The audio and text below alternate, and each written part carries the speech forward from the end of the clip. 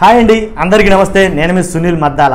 ఆంధ్రప్రదేశ్ రాష్ట్రంలో రాజకీయాలు చాలా విచిత్రాలుగా ఉంటాయండి. నిజంగా ఎక్కడా జరగని చిత్రాలన్నీ కూడా, ఎక్కడా జరగని విచిత్రాలన్నీ కూడా ఆంధ్రప్రదేశ్లోని చోటు చేసుకుంటాయి. నిజమండి. ఎందుకంటే మాజీ సీఎంని ఓడించాడు ఈ అభ్యర్థి.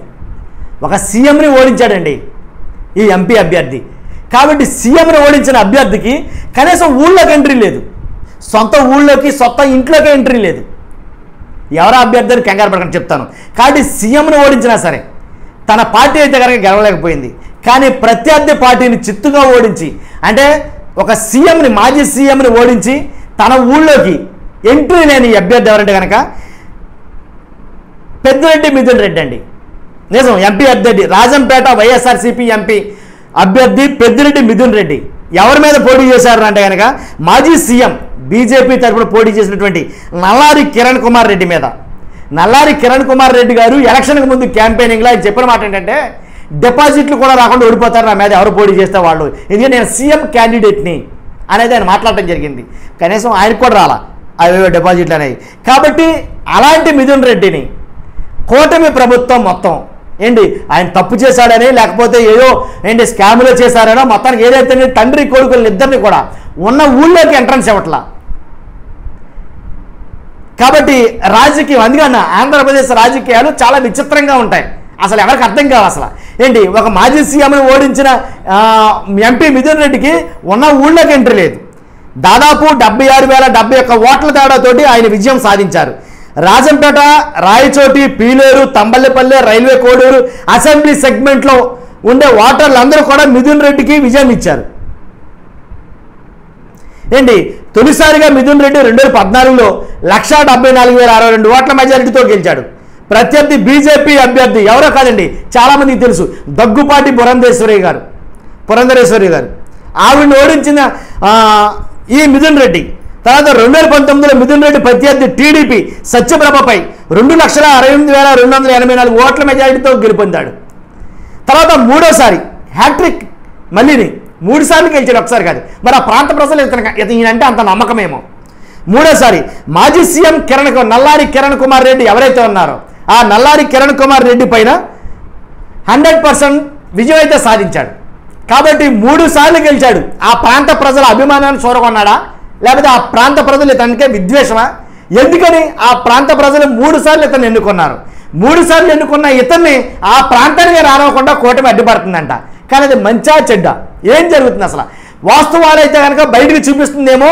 ఇప్పుడు చూపిస్తుంది ఎంపీ మిథున్ రెడ్డి వాళ్ళ నాన్న మొత్తం ఆ ప్రాంతంలో ఉన్న ప్రజలందరి భూములు కబ్జా చేసేశారు.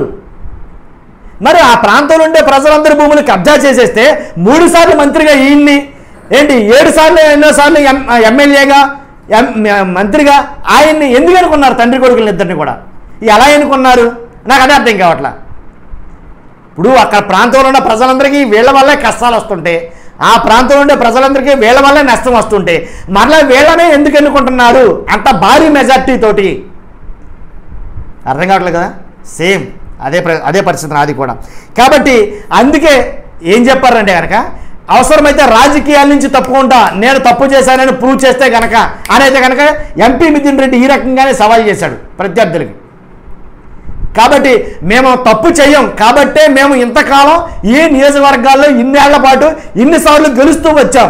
మేము తప్పులు చేసేవాళ్ళమైతే, మేము నిజంగా ప్రజల్ని పీక్కు తినే వాళ్ళమైతే కనుక ఏనాడో ఓడిపోదాం అని చెప్పారు. ఆ మాటల్లో ఏదో లాజిక్ కనబడింది నాకు. ఓడించేయచ్చు కదండి ప్రజలందరూ కలిపి.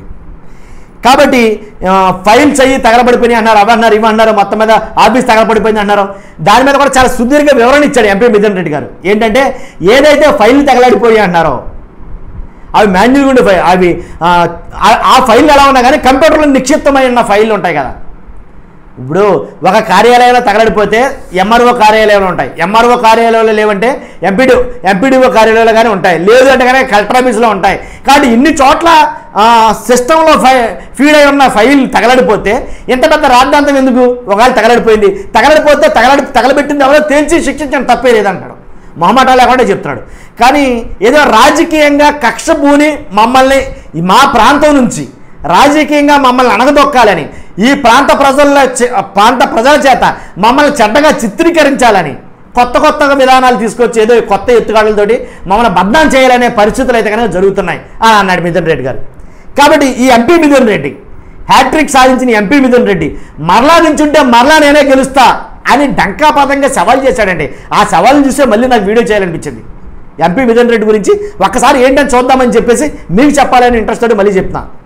కాబట్టి మళ్ళా ఎలక్షన్ పెడితే మళ్ళా గెలుస్తాను నేను, నా ప్రాంత ప్రజలు నన్ను గెలిపిస్తారు అని చాలా ధీమాగా చెప్పాడండి. కానీ కొంతమందిని ప్రజలు హక్కుని చేర్చుకుంటే అంతలా చేర్చుకుంటారా అని అనిపించింది. ఎందుకంటే ఒకసారి, రెండుసార్లు, మూడుసార్లు ఎన్నిసార్లు అని గెలిపిస్తారు? అతనిలో ఒరిజినాలిటీ ఉంటేనే కదా అని అనిపించింది. మీ అభిప్రాయం ఏంటో తెలుసుకుందామని వీడియో చేస్తాను. ఖచ్చితంగా మీ అమూల్యమైన అభిప్రాయాన్ని కామెంట్ రూపంలో తెలియజేయండి. మర్చిపోద్దండి, ఫస్ట్ లైక్ అయితే చేయండి, మన ఛానల్ని సబ్స్క్రైబ్ చేయండి. Thank you very much.